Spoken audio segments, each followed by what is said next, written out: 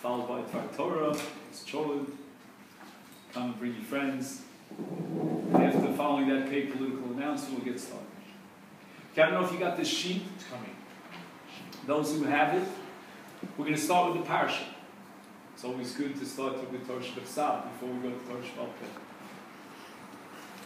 Ki yokum eid chamos ish lanos osara. So we're talking about an eid chamos, that means a false witness. And he's attacking someone, lanos osara. So we're talking not about eidus of Kiddush HaChodesh, which the eidim determined that they saw the new moon. We're talking about testimony against someone, accusing him of a criminal act, or perhaps at least of having to pay a certain penalty, or maybe he borrowed money, whatever it might be. So that's lanos osara. The omdu shnei hanoshim asher lohem hariv lifnei Hashem. So we're talking about a bezdin here. Lifnei Hashem means bezdin, right? Because Hashem is always short masher shchin on a bezdin. And then v'darshu hashoftim heitek. This is a very important pasuk Yuches, because the Torah does not exactly specify how do we know that this aid is an aid chamos. How do we know that he's a false witness? And the Ramban is going to make a big deal about the fact that the way we know and determine that he's a false witness is because v'darshu hashoftim heitek. There's got to be a special investigation, a process of drisha. And the result of that process of drisha is that we determine that this aid, and the word aid here means two witnesses. We'll speak about one aid later on. V'hinei aid sheker ha'aid sheker ina b'yachiv. Once again, the Torah is talking about someone who purges himself in an attack against someone. And then the famous pasuk Yutes v'asisem lo kashuzomam lasos liyachiv. Okay, so this last pasuk, which describes the punishment for the Eid Sarah, is the word hazama, kasher zoma. How would you translate the word hazama? Plotted. What do you say? Plotted. Plotted, schemed, intended. All these words that I think are appropriate. So they attempted and plotted to cause Ploni some sort of a loss, or as we said before, perhaps a criminal accusation, and they became Eidim Zomim, so they're false witnesses. Now, in this parsha, we have two different dimensions. We have one dimension, the parsha of Vidarshu Hashoftim Heitem, which means the process by which we determine that the Eidim are Eidim Zomim. And number two, we have the pasuk of Hasisem Lo, which is the Onesh, the punishment that's meted out to the Eidim. And what is that punishment? Kasher Zomam Lasos Liochiv. Whatever he wanted to intend, it's kind of like a boomerang theory. Right? If you throw a ball against the wall, it boomerangs back into you. So whatever they tried to do to the Nidon, please note that word Nidon, right? The one who's accused, because we're going to use that over and over again.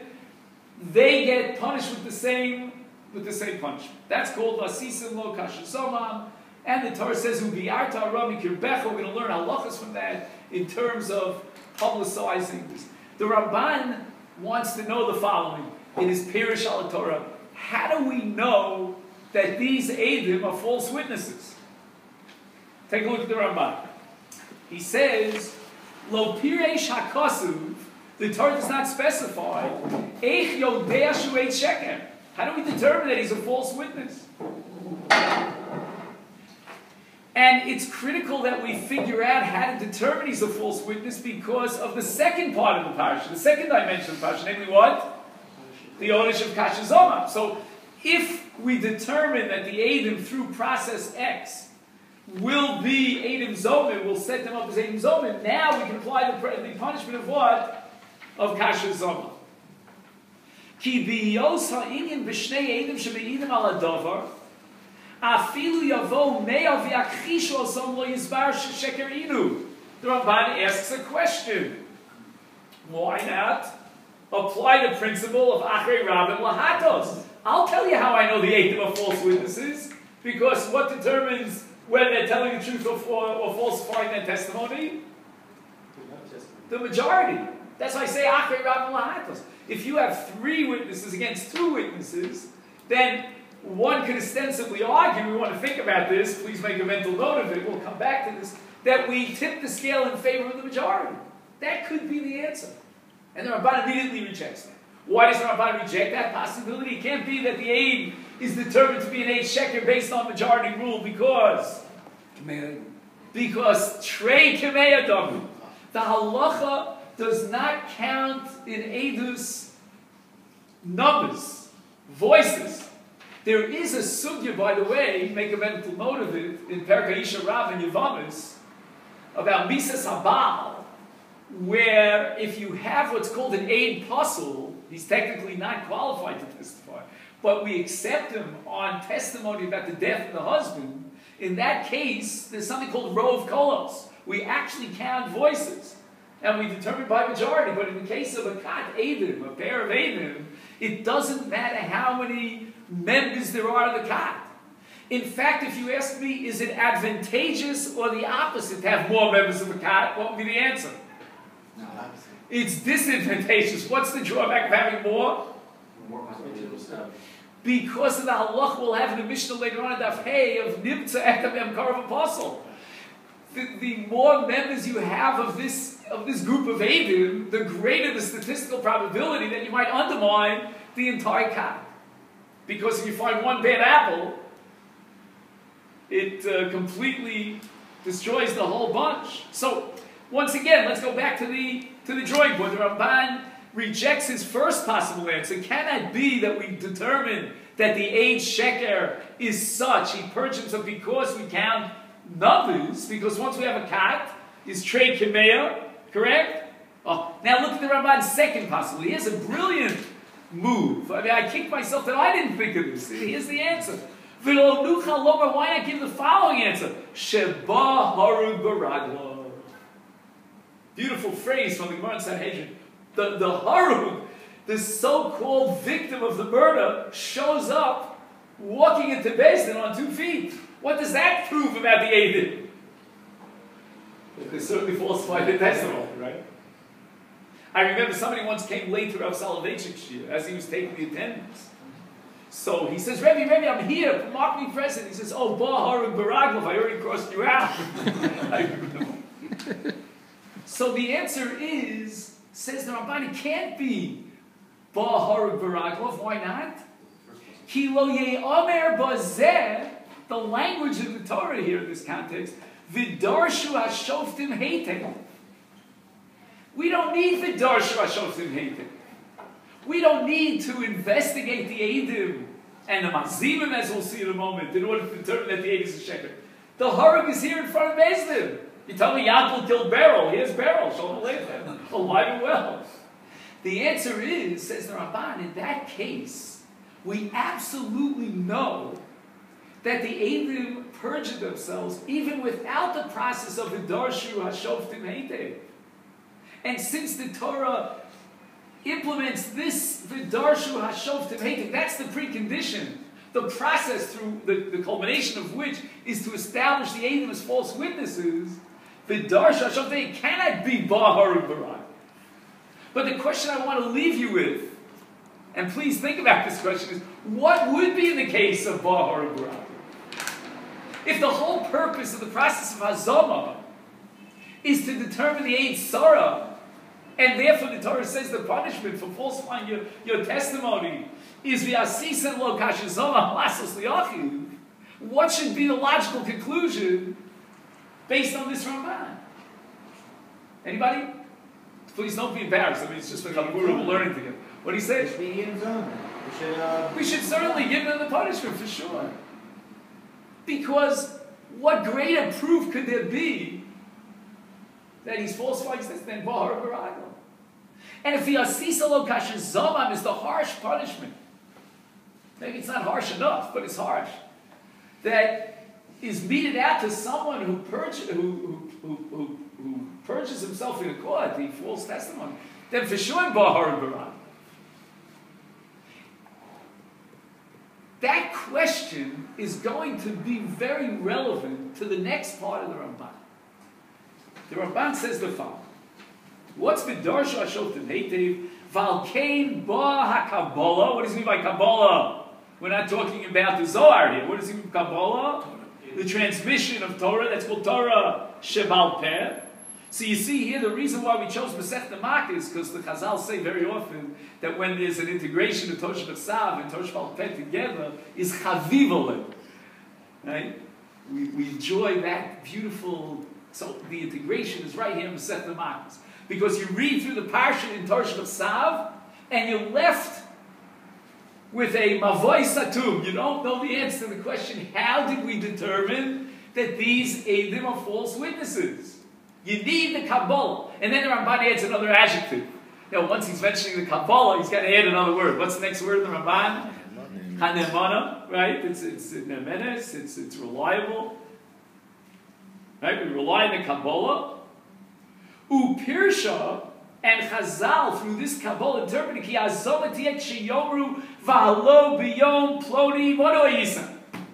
How could it be that you testified on that day that you were there to see the crime? You were with us elsewhere on that day. Vatam. Oh, now we're ready for the word Vatam. On this Vatam, Tutzuk Velten. Worlds and worlds. On this one word Vatam. What does Ramban mean Vatam? Shmuel, what does the Ramban mean Vatam? This is always in the Ramban. All of this Pirush Al Torah. What is it? What? The correct answer. The real. No, that's not the word. Tam in the Ramban it's a code word. Rationale. Exactly. Rationale. Beautiful. Vatam. You see, there is two schools of thought in the Rishonim. Some Rishonim shy away from what we call Tamei mitzvahs, and others not only are in favor of Tamei mitzvahs, but they push for it. And they encourage us to come up with explanations and rationalizations for mitzvahs.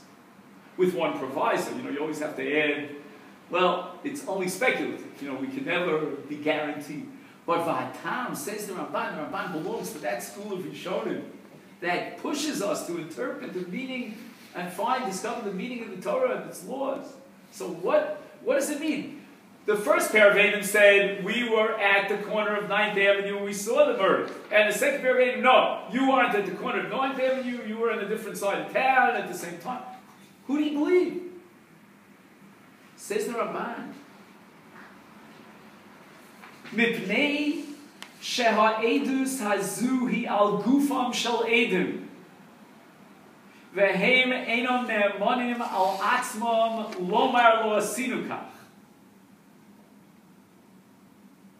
Shari Yecholim halalu lomar aleim shahargu es hanefesh o shechilu es hashabbos. The punchline is all in this very long, complicated sentence. Anybody want to suggest the pshat? Yeah, so they become the balidim. They become the litigants. So Rabbi Fulton, what does the Ramban do with Eidos? If I gave the Ramban a sledgehammer, what is he doing with Eidos? He's smashing it. Into what? Into two distinct categories. What are those two distinct categories? Take all of testimony and break it down into two distinct categories. What are they? Eidos on the event and Eidos on the single or... Eidos al Maisa, the Eidos al Gufam Shel Eidim. So let's say two Eidim come in and accuse another two Eidim of violating the Shabbos. No, it's 2 against 2, isn't it not? I mean, after all, they certainly say, we deny it. We did not violate the Shabbos. Am I right? Let's assume so. Even though I know the Masechet Makkot Rush could be his whole dog, wouldn't be worth anything, I know. Daniel, I read your mind. But I would say the following. That the only reason to explain why we believe the second pair of Eidim over the first pair of Eidim, in the classical case where two Eidim accused another two, and it could be 1, it could be 2, it could be 5, of violating the Shabbos, is because the Eidos is no longer on a Maisa. We're not talking about an action, we're talking about the status of the Eid. That's what the Ramban calls Gufam Shel Eidim. Excellent, Rabbi Full. Gufam Shel Eidim. So the Ramban now has a masterminded thesis, a breakthrough revolution as to why we believe the second pair of Eidim. It's not what you call Xeris HaKosim, says the Ramban. It's not something that defies human logic. But rather it has a logic. It has a rationale. Now, Rabbosai, if you were to ask me the following question, again, I'm just guessing intuitively, walk down the streets of Manhattan and try to convince your average non-Jew of the rationale of the parasha of Edom Zomim. What do you think is going to happen? It could be in Korea you'll have a better time, because there they study the time. I'm just kidding. But in Manhattan, you can have a rough time. But let me explain the following. What the Ramban is doing, he's not telling you what you would call intuitive logic. This is not something that you could take, in Princeton University, they spend endless hours, taking logic and converting it into mathematical symbols. I don't know if you can do that in this case. But there is a logic here. Do you follow what I'm saying? What kind of logic is it? What do you say? Torah logic. Exactly, it's the Torah logic. Meaning, within the Torah framework, it can be explained. Within the principles that operate in halacha, it makes sense. Are those principles themselves intuitively, universally, humanly logical? I don't think the Ramban is telling you that. What the Ramban is saying is that intrinsically within the system of Torah, we can understand. If Shlomo Melech says about Parah Aduma, Marti Echkom Avirechokom Imeni, because it's Metayer Es Atmeim Umitamis Satorim, that I understand defies, in other minds, it torpedoes the whole system of halacha. Because either it's a Metayer or it's a Metami. It can't be both at the same time. But in this case, where we break down Edus into two categories, says the Ramban, there's what? There's Edus al HaMaisa, al Sipra HaMaisa, and there's Edus al Gufam Shel Ed. Now, I don't know if did anybody here bring a Rambam by any chance? I mean, I have one, but if you have a Rambam, let's open up to the Perek of Hilchos Edom Zomim. That's Hilchos Edus, which is in the last of the 14 books. 18. Yeah.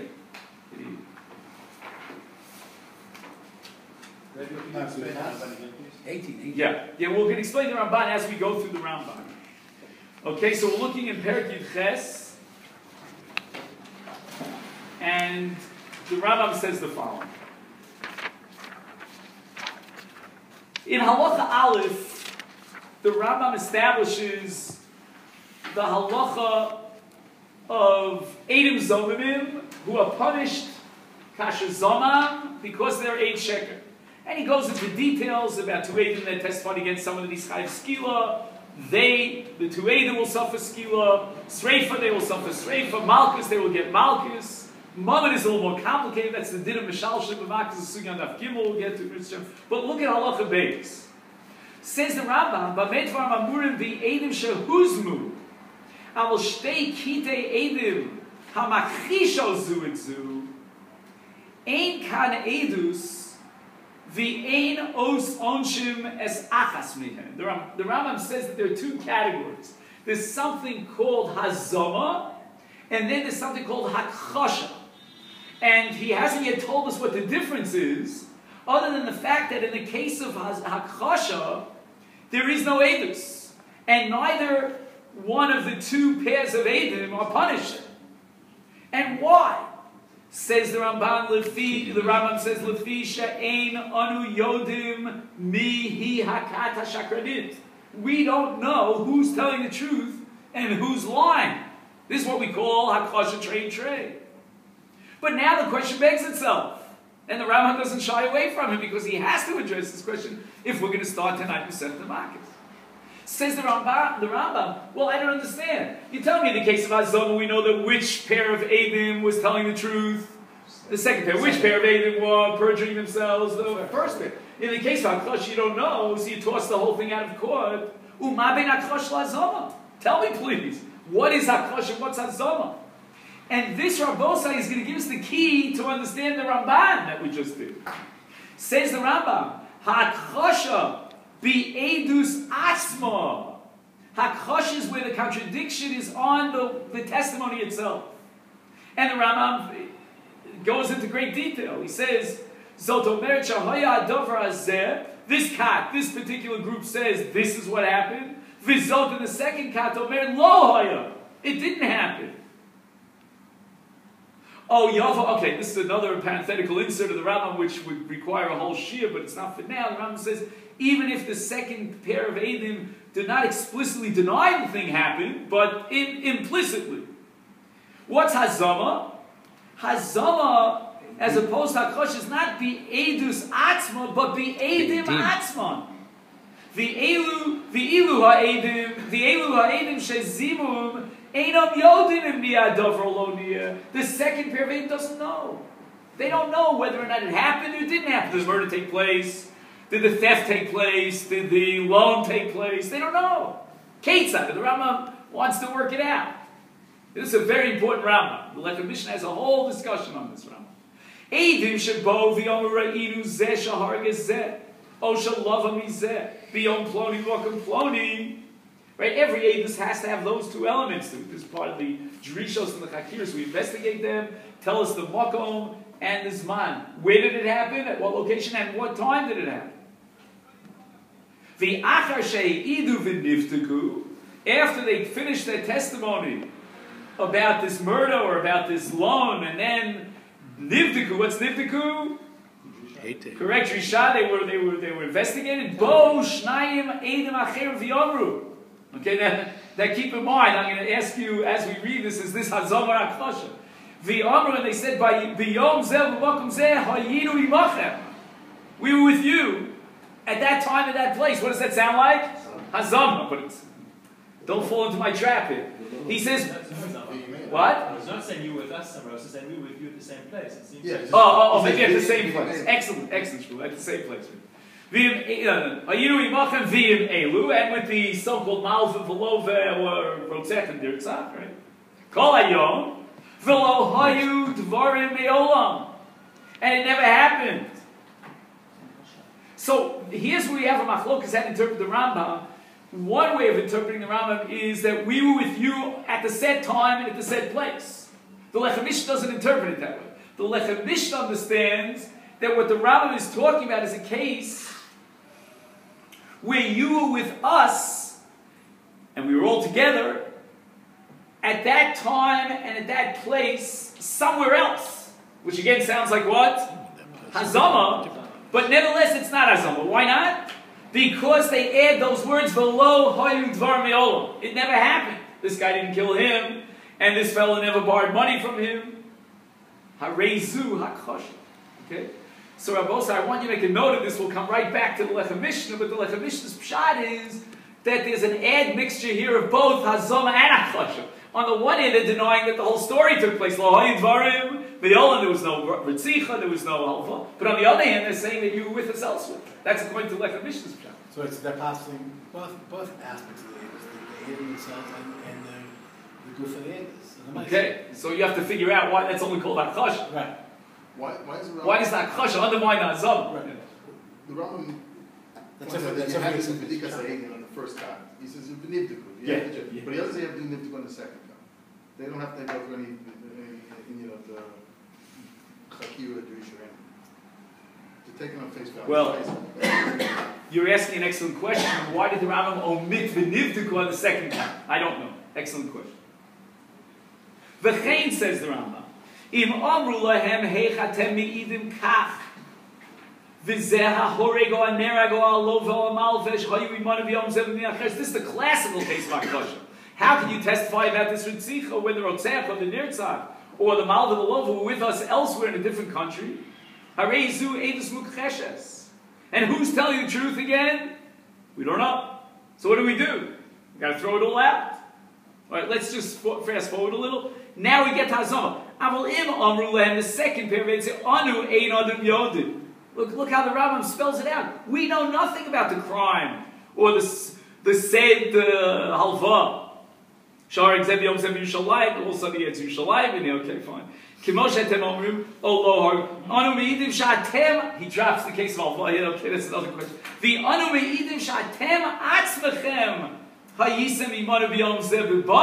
have been in Yerushalayim. You were this in Babel. So again, it's an attack on whom? On the gufam shal edim. Harei elu zomimim v'ne'erogim o mishalvim. Hoil, why? What makes it azama? Again, the Rambam says we'll only know what azama is when we clear the path and we know it's no longer hakosha. What makes it into hazama? Lo hishgichu al atzma shel edus klal. They know nothing about the itzumo shel edus. Nothing. They have to specify, we don't know. Imu emes or sheker. Fine. So now, Shmuel, I want to come back to the Ramban again. So we said the following. Let's just summarize.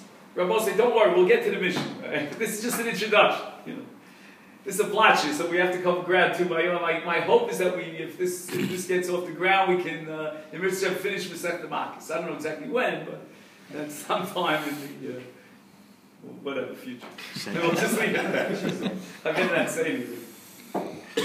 I apologize up front because I never learned Masechet Makkot, not with my father, so I'm not knowledge of salvation. So I'm really, starting on my own over here. But what I do know is the following: the Ramban submits the following. I don't know whether to call it a thesis or to call it a presentation. That there's a certain inherent logic in hazoma. Hakosha.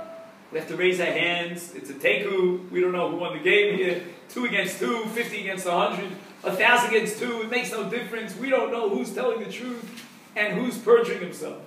That's just not Avis at all.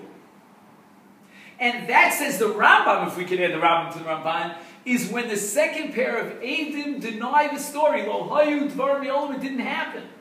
So we have here what's called a hakosha, contradiction on the gufa shel Eidus. Did it happen or did it not? Every Eidus has a story to tell. Well, did that occur? Did that event happen? Or did it not? And that's the controversy between the two pairs of Eidus. In such a case, we throw them all out. That's called what? Hakosha. What do we have next? Hazoma. What's Hazoma? We know nothing. That's how the Rambam falls. About the Gufa Shel Eidus. But we know something about the Eidim. We know that the Eidim could not possibly have been there to witness the crime. What is your first name? Ben, I do. I sort of with Hazama, does that mean that somewhat like a third party has to bring these two Eidim to Bedin? They don't know anything. They show up and they don't know why they're even there. Well, as far as I can tell you up front, Ben, unless you know something that I don't know, maybe you learned Marcus already and I don't know. This is my first time around. I can just say this: there are two possibilities: either a third party summoned the second pair of Eidim, or they came under their own initiative. Because keep in mind that what went on in courts, court procedures were public knowledge. They weren't behind closed doors. So anyone could come. In fact, we have at the beginning of Ksubis that they sent out a call in order to bring Eidim in. Does anybody know? And so forth and so on. So here you have a testimony in a murder case. And maybe there's someone out there in the land who can come forward and be massing the Eidim. In fact, it could be that the whole essence of testimony is based on the fact that the witnesses really anticipate the possibility, a real possibility of hazoma. What's that called? What's that called in the language of the Talmud? That the witnesses who gave, the first pair of witnesses who testified in a murder case, whatever it might be, have to be afraid lest another pair of Eidim come in and be mazim them. Eidu shata Yochel Azima. You must have Eidos Shat Yochel Azima. So the whole predicate, the whole premise upon which Eidos is founded is on the fact that it lends it's vulnerable to Hazoma. Fine. So now, what's Hazoma? Hazoma is Begufon Shel Eidim. And the Ramban adds something else over here. He says it's no different than if the second pair of Eidim will passel the first pair of Eidim. That means they disqualify them by accusing them of a crime.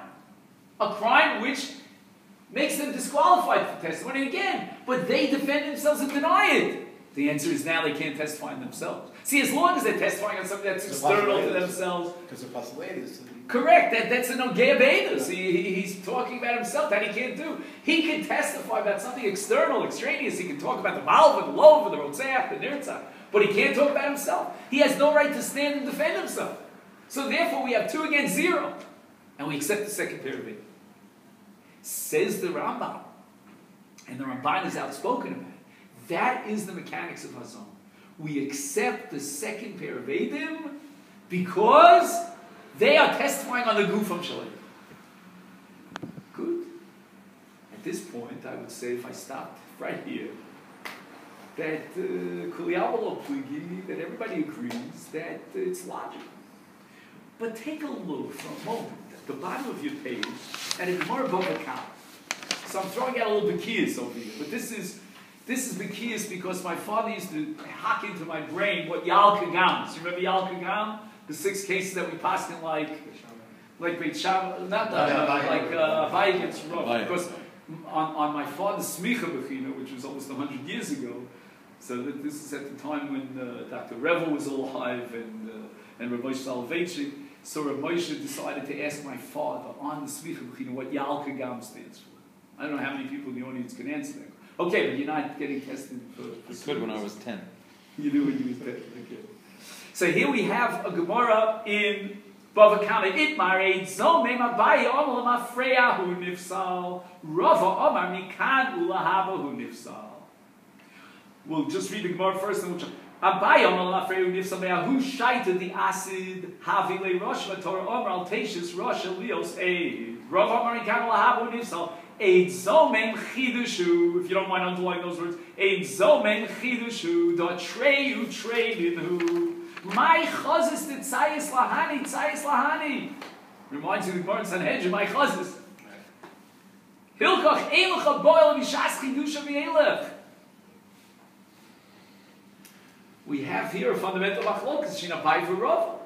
We know, based on the Torah, V'Hine Eid Sheker Heid, that the first pair of Eidim purging themselves. What happens when Eidim purge themselves? What happens to themselves? Besides the punishment that Beis Din is going to be now. What happens as an automatic repercussion of 2 Eidim who testify falsely in the court of law? They become possible, correct? Now they become possibly Eidim. But at what time do they become possibly Eidim? From the time of their testimony?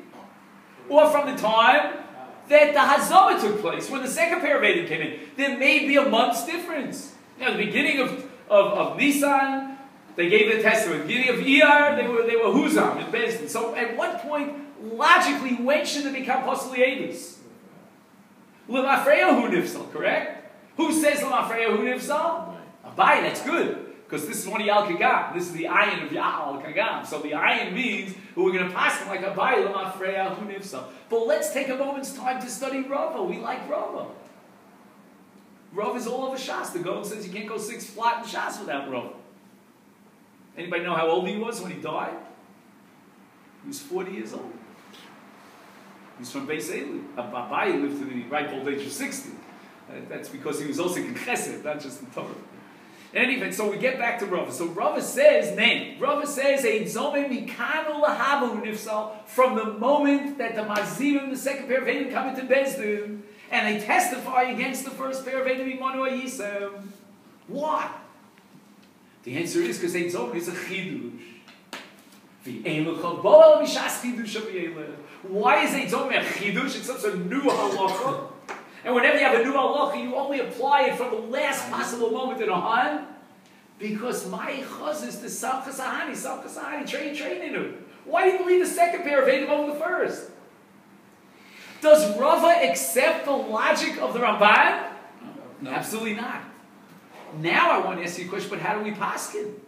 We paskin like a Bailam Afreya Nifsal, which seemed to be that we accept the principle of the logic of Eid Zomeh, and we really logically understand within the halachic system why the first pair of Eidim are proven and established to be perjurers.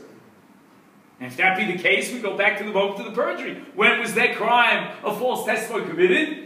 L'mafreya hu nifsal, and that's Abayi. So the machlokas between Abayi and Rava then is whether or not, on our very basic question of tonight, whether or not there is an inherent logic in establishing that the first pair of Eidim, the Eidim Zomim, have falsified their testimony. Rava says there's no logic. No justification. Therefore, it's a chidush. If it's a chidush, ein lecha bo ela, mishas chidush v'yela. Abai says, ain't zomim l'mafreya hu nifsal. Apparently, Abai holds in the logic. Where is the logic? In the Rambam. Now, what is the Rambam? Let's go back to the Rambam. So we read through the Rambam in Perek Yud Ches Hilchos Eitz Halacha Beis. Now let's look at Halacha Gimel. If it's a chidush, in this case, the Gemara has another pshat in too, but the Haba, there should be kosher leis again. So in this case of Hazama, there should be possible. No, what Rav is saying is that the Torah believes the second pair of Eidim, but there's no logic to read to. There's no rationale to justify why the Torah does it. And the Torah says the second pair of Eidim are telling the truth, the first pair of Eidim are false. But at what point did they become puzzled, did they become disqualified? From the moment that the Hazama took place. And that's based on a principle called Eilach Habo Ela Mishas Chidusho V'Eilach. So did he hold on to this? Because this is a massive issue, which I don't know if we'll get to tonight. That has a big implication, halacha. I mean, it's like, let's say the second Eidim comes 3 months later, and there were 2 other cases where they... Exactly. What happens to all the adios, all the testimonies they gave in between time T1 and time T2? Time T1 is the time when they originally testified. Time T2 is the time when Hazama took place. And the second pair of Eidim came in. All those adios in the middle. And who knows how we relied on those adios. Basically, according to Abaye, we really have a tremendously challenging logistical problem.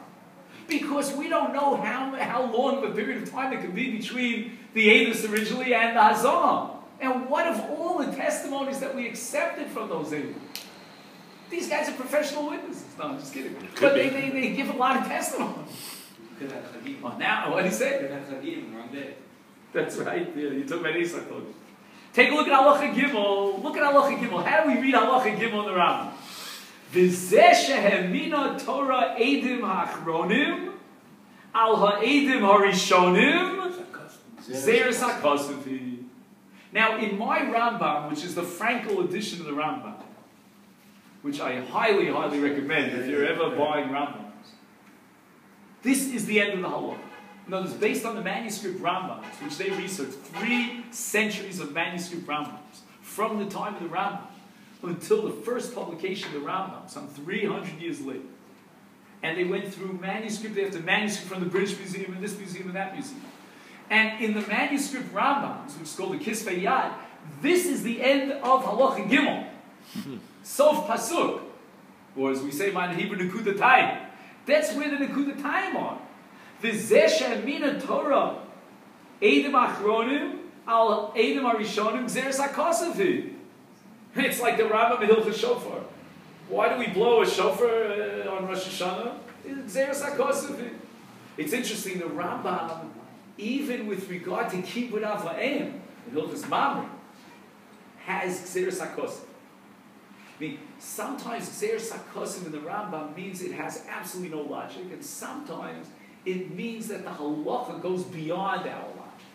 Meaning the halacha extends and demands things which aren't logical. Even though the general mitzvah, the general halacha, is logical, the Rambam still uses the term Zeres HaMelech, or Zeres HaKosavi, when the halacha exceeds beyond what you and I would say is intuitively logical.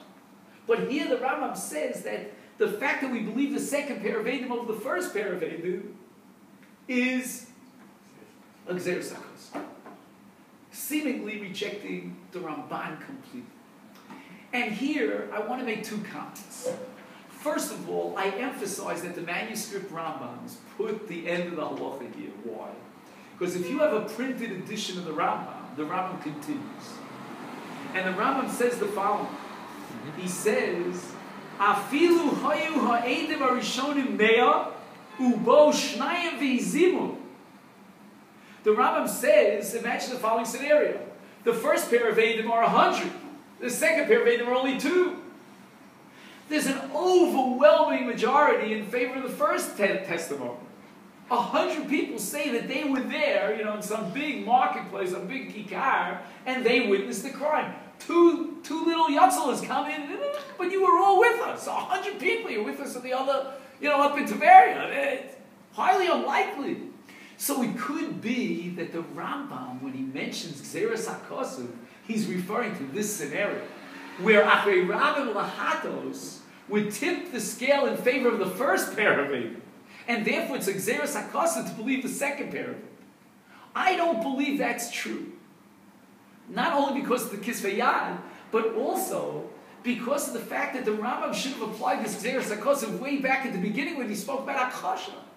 Because in the case of Akasha, where 2 Eidim say, no, Reuven didn't kill Shimon, it could be that the first pair of Eidim had numbered 100, and the second numbered 2. If the Rambam feels that the halach of majority, and we should count heads, is so powerful and logically compelling that it makes it into Zeres HaKosav, then the Rambam should have applied Gzeres HaKosev way back when he started the chapter with Hachosha. I don't know if anybody has a comment on that, but that's what it seems to me.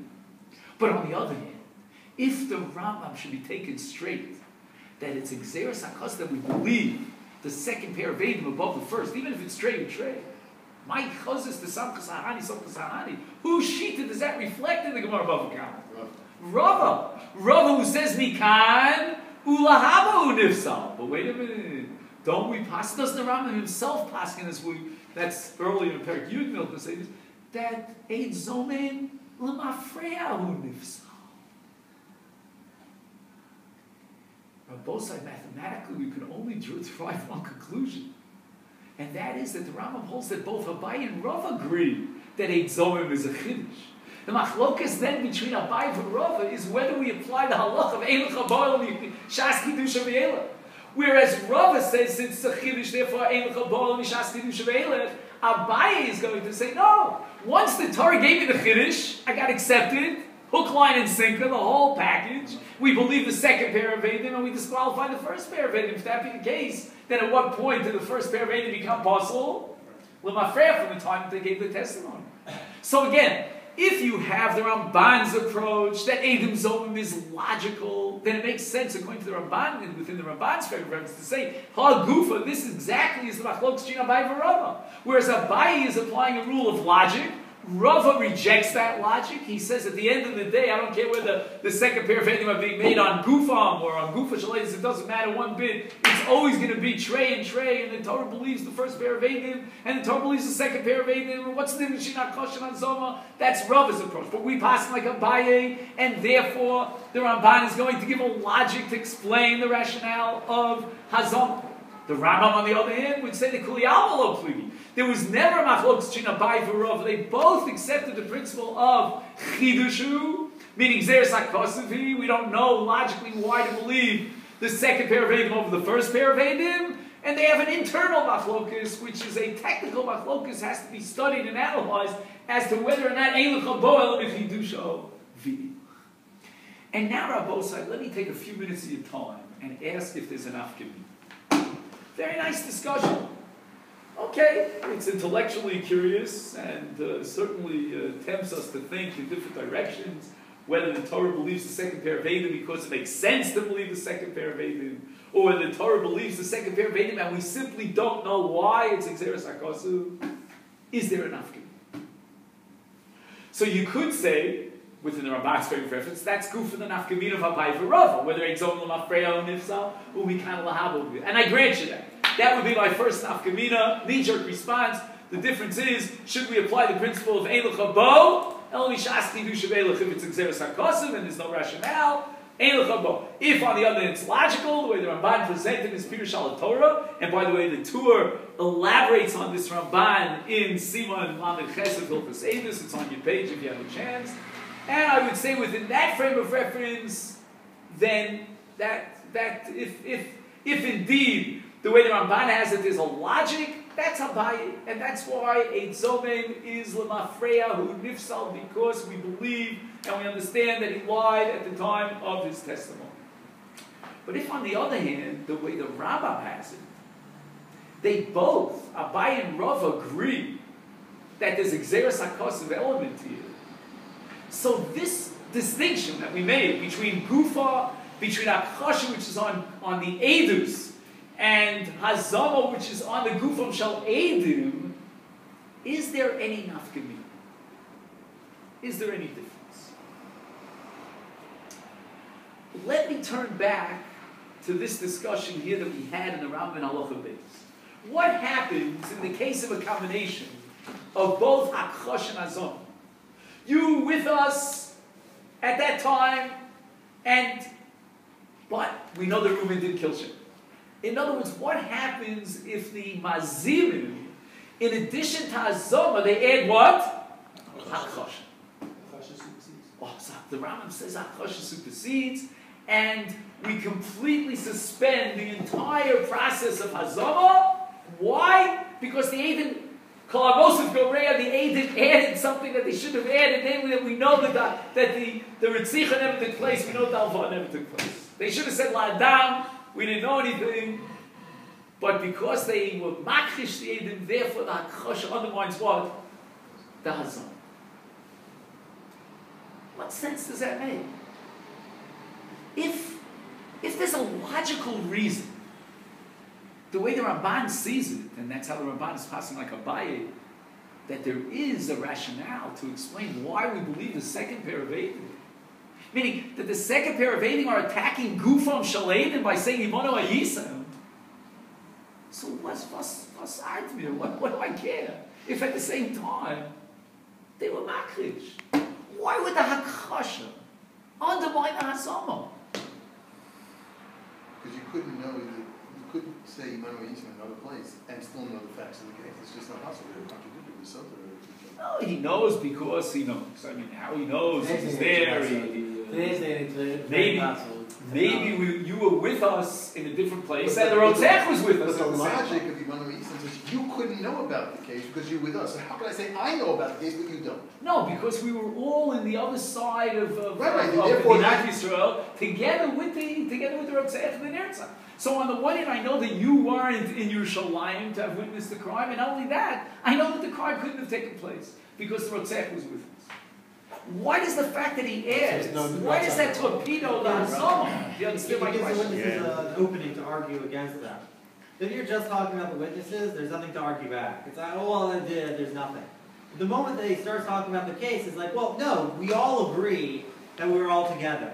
And now we're just arguing about location. And now we're just arguing about the murder. And they gave an opening that they could argue about. I think when you're talking about testimony about the events themselves, it's not necessarily an objective black and white fact. It's a perception. And I may see the same event that you see, and we'll give a different story. So that's where there's a conflict, and that's Hakchosha. And it doesn't matter where we were, where we weren't. I saw what I think is somebody shooting somebody with a gun, and you saw somebody shooting target practice at somebody else. And he got hit by a car, not by a bullet. No, different perceptions. You're right, that when it comes to Hakchosha, and you're dealing with the Gufa Diuvda, the facts on the ground, and what happened in the Sipra Maisa, you're right, it becomes very subjective. You know, two different people see the same thing, and they see it different ways. And if somebody would come in here and murder somebody or fake a murder, we would probably get 20 different versions of what exactly took place. But that doesn't really address my question. Because my question is the following. If the Ramban is correct, and the premise of Hazama, the underlying rationale, is that if I testify against you, you weren't there. How do I know you weren't there? Because you were with me elsewhere. Then I am now accusing you, j'accuse, of falsifying your testimony. And therefore, it's no different than than pointing a finger at you and accusing you of stealing. Meaning, it's not Trey against Trey. It's the second pair of Eidim against zero. Because the first pair of Eidim cannot defend themselves against an attack against the Eidim. Speak louder, Josh. Only Hazon. Well, I'm saying, well, why does the addition of Hakchosha, so he adds a story that the Ritzicha never took place. Why does that undermine, why does that torpedo the Hazama aspect of it? By Hakchosha, they're allowed to argue against it. Only by Hazama can argue. Good, so we can argue from now. Once it's argument, So Josh, we can argue from now till doomsday whether Reuven killed Shimon or didn't kill Shimon, but that's not relevant. Who's on trial now? Once there are two Eidim on their Mazivim, who's on trial? Rabosa, are you with me on this? This is very important. For example, what would be if the second pair of Eidim, we didn't get to this yet, but you can already figure it out, the second pair of Eidim testified against the first pair of Eidim, Imono Yisem, and the first pair of Eidim weren't there. That's called Shalom B'fnei Baldin. The Malvu was there, the Lovu was there, I can't say the Horeg was there, I can't say the Horeg was there, but the Nerag wasn't there. But what would you say about that? Do you know what the answer is? There's no Hazon. Hazon must take place where? Bifneihem, in the presence of the first two Eidim. Because basically they're on trial now. I would submit to you the following. Lufiani is like that. Again, food for thought. The cases that they have to be together, the two cuts come together. There's the original Eidim and the Zamim, they come together in front of the same shop at the same time, the same courtroom. I don't know if that's so. I mean, it could be they come together much later on. Yeah. No, the testimony of the Zomanim, the first pair of Eidim, could have been in a certain place, in a certain Bezdin, at a certain time, and maybe a half year later there was a second pair of Eidim. But the first pair of Eidim have to be present in the second court when the Hazama process is delivered. So that they can defend themselves, or just so they... I don't know if they can defend themselves, that's a good question, but Pashtus, it's a separate halacha, that whenever you testify against someone, that person has to be there. I mean, I can give you various rationale for that. But I would like to throw out the following food for thought. Perhaps what the Rambam is saying, because keep in mind again that the Rambam passes like a bayit that ain't zomim l'mafreyahu, so at the same time he says it's xeris hakosim. So how do we reconcile those two statements of the Rambam? The Rambam might be saying the following. It's true that there may, that l'mafreyahu nifsal means that there's a mechanics here by which we establish that the first pair of Eidim perjured themselves. We would not classify that as logical, right? But it works within a cause and effect relationship. So if the Torah says believe the second pair of Eidim, then I know that the first pair of Eidim perjured themselves. And that is the sum total, or the bottom line of this Gzeres HaKosuv. So again, the Gzeres HaKosuv reflects the process, but not the conclusion of that process. The bottom line conclusion is that the first pair of Eidim perjured themselves. And that's why the Rambam embraces Abaye, l'mafreya hu nifsa. But yet, at the same time, the Rambam says that the inner mechanics of that process is Gzeres HaKosuv. What do I mean? The mechanics by which this operates and what conditions have to be fulfilled, that already belongs to Gzeres HaKosuv. So again, if you ask me who testified falsely and who gave us the truth, the Rambam says we have a clear answer to that. But it's based on Gzeres HaKosuv. And if it's based on Gzeres HaKosuv, then the Rambam holds that the mechanics and the rules and regulations that operate do not have to be logical. Logically, if we would take the Ramban's frame of reference, then we understand very well why the second pair of Eidim are believed, because the first pair of Eidim are on trial. If you don't introduce the Gzeres HaKosuv element to the Rambam, then for sure the admixture of Hakosha would not torpedo the Hazon. And I would submit to you that the Ramban would absolutely have to maintain that in the Rambam's case of a Hakosha Hazon combination, it would qualify as Hazon. As we said before, because applying the rationale, the logic of believing the second pair of Eidim because the first pair of Eidim are being attacked with Gufam, they're on trial, then for sure the admixture of Hakosha, the cherry on top of Hakosha, would not underlie Hazon. The Rambam, on the other hand, since he's operating within a framework of Gzeres HaKosuv, despite the fact that ein zomim l'mafreyahu nifsal, because the natural outcome of the Gzeres HaKosuv is that the Eidim perjure themselves, and therefore they're possible, they're disqualified from the time of their testimony. But says the Rambam, the mechanics and the rules that govern Hazon are not logical. For example, I'll throw out one example right here, and I don't know how the Ramban is going to deal with this. What happens, this is called kasher zoma v'lo kasher osa, if before the second pair of Eidim came into Bezdin, and we said there could be a time lapse between the first pair and the second, they killed the Nidon. They put him to death. So that's called kasher zoma v'lo kasher osa. For those who don't know it, this is going to shock you. It's a good thing you're sitting down in a chair. Because the halacha is that the whole hazon does not apply in such a case.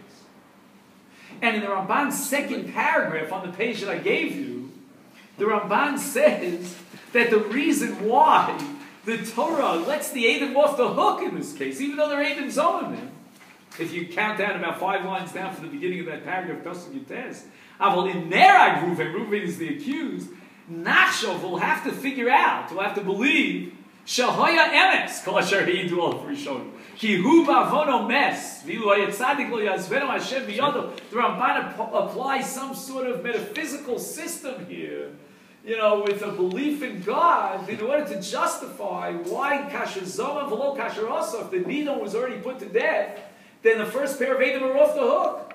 And why? because God wouldn't have stood by idly. There's divine providence and allowed an innocent person to be killed.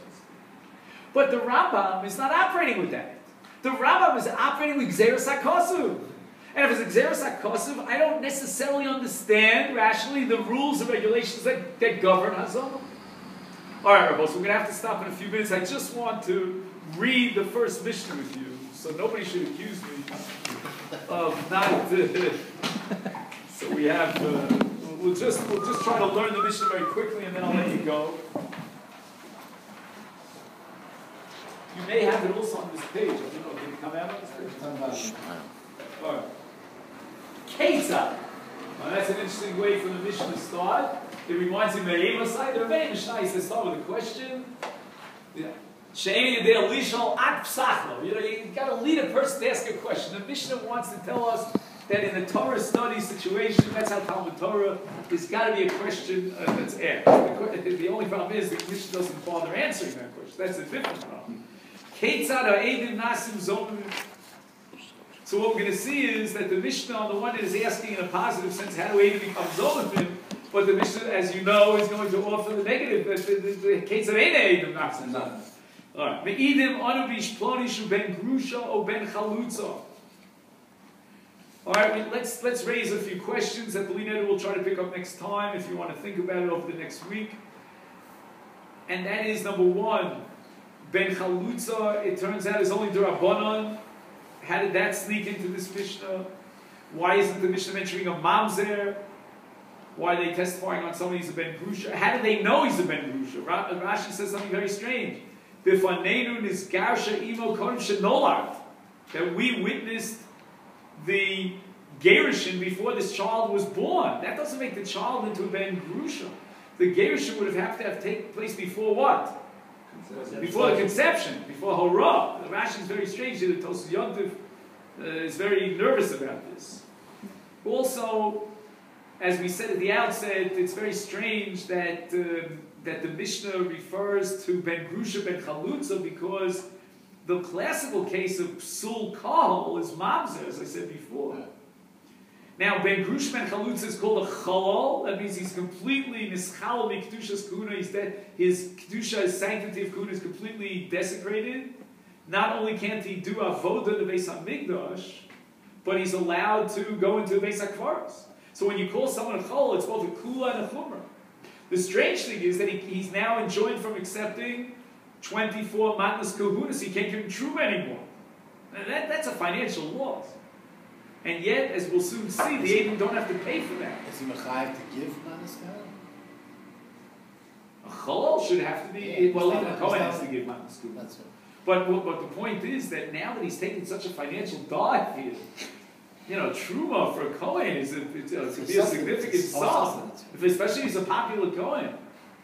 I mean, again, you'd be pretty depressed if you found out that you've been giving truma to a Kohen for 40 years, and now you find out he's a Ben Grusha Ben Chalutza.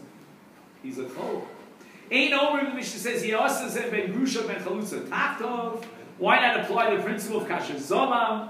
Again, this would only make sense ostensibly if the Eidim are themselves Kohanim, because if the Eidim are Yisraelim, so what do you mean? We're going to make them into a Ben Grusha Ben Chalutza. There's no din of Ben Grusha Ben Chalutza. Doesn't give them any punishment. If anyone here is a Ben Grusha, I have no problem with you as long as you're not a Kohen.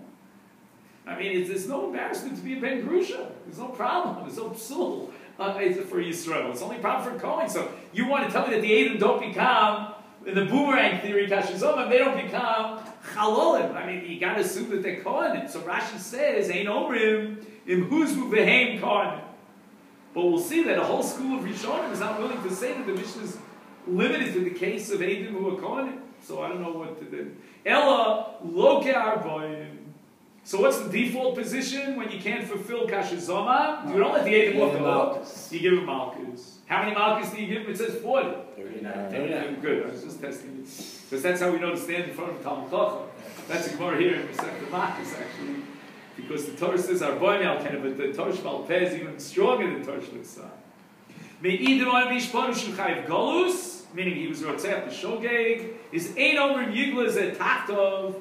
We don't send the Eidim into Golus through the law of Kashazama, Ella, once again, Loke Armon. So, believe that the next time we'll take up some of these questions. We'll go through the Sugyan side. We'll try, and we can't do all the Tosin on the page, but we'll choose 2 or 3. I suppose the first one we have to do, because that's a pretty fundamental thing. Okay, I will say thank you very much. Again, He's going to be now, no?